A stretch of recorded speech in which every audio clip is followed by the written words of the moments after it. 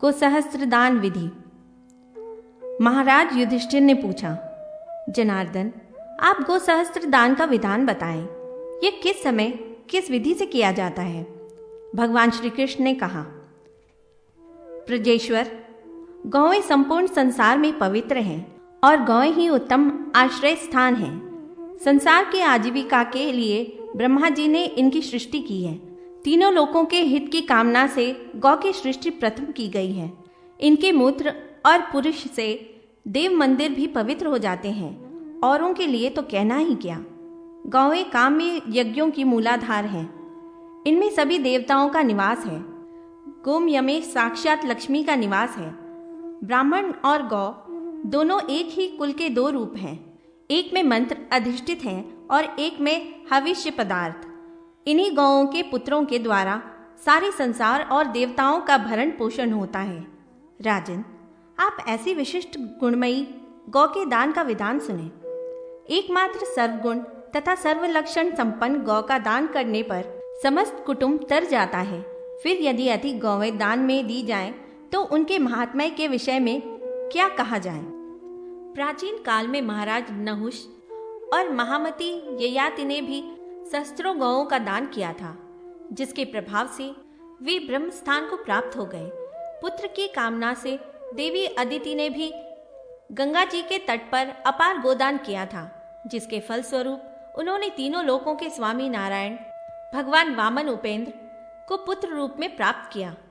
राजन, ऐसा सुना जाता है कि पितृगण इस प्रकार की गाथा गाते हैं, क्या मेरे कुल में ऐसा कोई पुण्यात्मा पुत्र होगा जो सहस्त्रों गौओं का दान करेगा, जिसके पुण्य कर्म से हम सब परम सिद्धि को प्राप्त कर सकेंगे?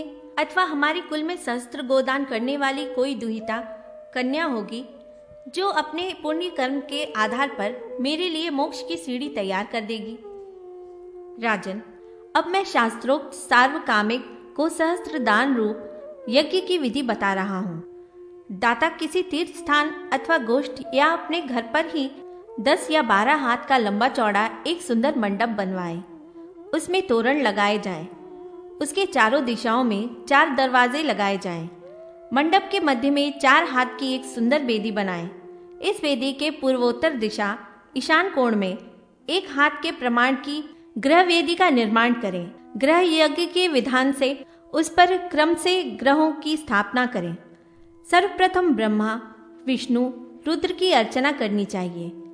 यज्ञ के लिए ऋत्विजों का वर्ण पूर्ण वेदी के पूर्वोत्तर भाग में एक शिव कुंडी का निर्माण कर द्वार प्रदेश में पलवों से सुशोभित 2-2 कलशों की स्थापना करनी चाहिए और उनमें पंचरत्न डाल देना चाहिए।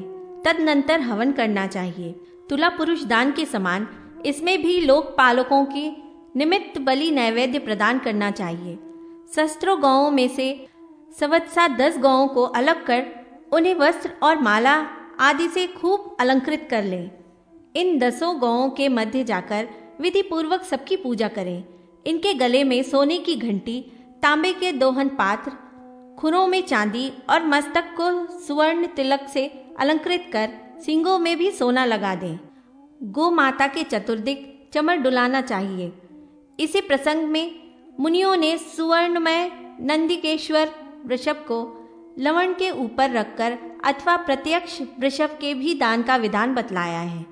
इस प्रकार 10-10 गौ के क्रम से गोसहस्त्र या गोशत दान करना चाहिए। यदि संख्या में संपूर्ण गौएं उपलब्ध न हो सके तो 10 गौओं की पूजा कर शेष गौओं की परिकल्पना कर उनका दान करना चाहिए।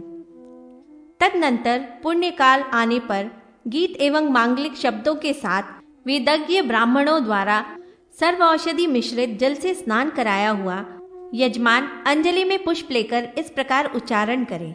विश्व मूर्ति स्वरूप विश्व माताओं को नमस्कार है। लोकों को धारण करने वाली रोहिणी रूप गौओं को बारंबार प्रणाम है। गौओं के अंग में 21 भुवन तथा ब्रह्मादि देवताओं का निवास है। वे रोहिणी स्वरूपा माताएं मेरी रक्षा करें। गौएं मेरे अग्रभाग में रहें, गौएं मेरे पृष्ठभाग में रहें, गौएं नित्य मेरे चारों ओर वर्तमान रहें और मैं गौओं के मध्य निवास करूं। चूंकि तुम ही वृक्ष रूप से सनातन धर्म और भगवान शिव के वाहन हो, अतः मेरी रक्षा करो।